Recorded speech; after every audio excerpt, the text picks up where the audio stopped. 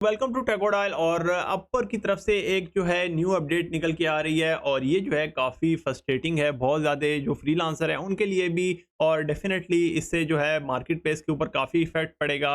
और वो लेके है जी कॉन्ट्रैक्ट इनिशिएशन फ़ी को। और अपर ने एक बार फिर क्या किया है, जो कॉन्ट्रैक्ट इनिशिएशन फ़ी है उसको फिर से बढ़ा दिए। ये आपको पता है कि पहले 4.95 यूएस डॉलर थी, उसके बाद इनने 9.95 यूएस डॉलर तक बढ़ा दिया था। अब ये कह रहे हैं कि starting June 19 2024 this fee can vary up to 14.95 USD. This fee amount will be display before you complete the transaction. और ये जो है उस वक्त लागू होगी जब भी आप ये जो क्लाइंट है न्यू कॉन्ट्रैक्ट स्टार्ट करेगा उस वक्त। बपर यहाँ पे ये कह रहे हैं कि when you start a new market और project catalog contract you pay a one time contract initiation fee of up to 9.95 USD. अब ये जो डेफिनेटली है 19 जून के बाद चेंज हो जाएगी, 14.95 हो जाएगी। We charge this fee when you make the first payment to the freelancer और you'll pay this fee for each new contract. और ये जो बात है ये काफ़ी ख़तरनाक है।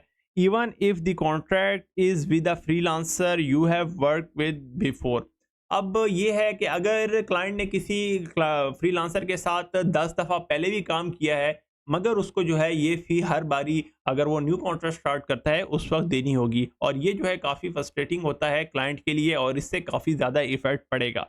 This fee can vary depending on factors such as account history and hiring activity.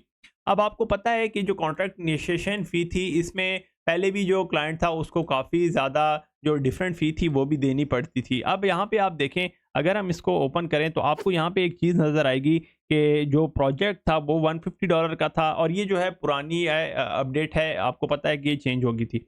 ये उस वक्त की बात है जब कॉन्ट्रैक्ट इनिशिएशन फ़ी $2.95 थी।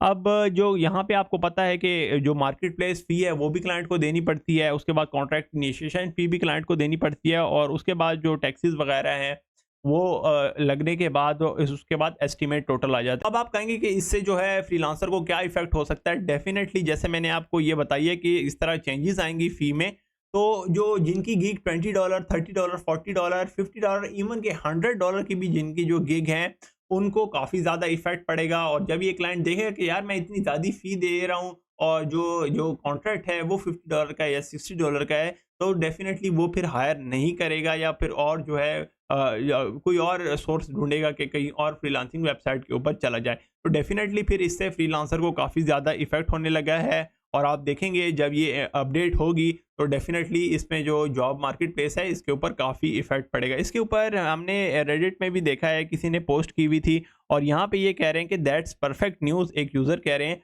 ऑलमोस्ट ऑल ऑफ द 10 20 30 और even $40 job will be washed away. और यहाँ पे ये कह रहे हैं कि जी this is great news, this will weed out cheapos who are looking to get their job done in less than $50। इसका ये मतलब है कि अगर आपकी जो प्रोजेक्ट की फ़ी है या कोई भी आप कॉन्ट्रैक्ट वगैरह करते हैं उसकी $50 तक या ये जो कह रहे हैं $40 $10 या इस तरह की है, तो उसके ऊपर काफ़ी इफेक्ट पड़ेगा और ये जो जॉब है फिर ख़त्म हो जाएंगी। डेफिनेटली फिर आपको प्राइस बढ़ानी पड़ेगी। तो आपका अगर $50 का प्रोजेक्ट है फिर आपको जो है उसको $100 पे लेके जाना पड़ेगा।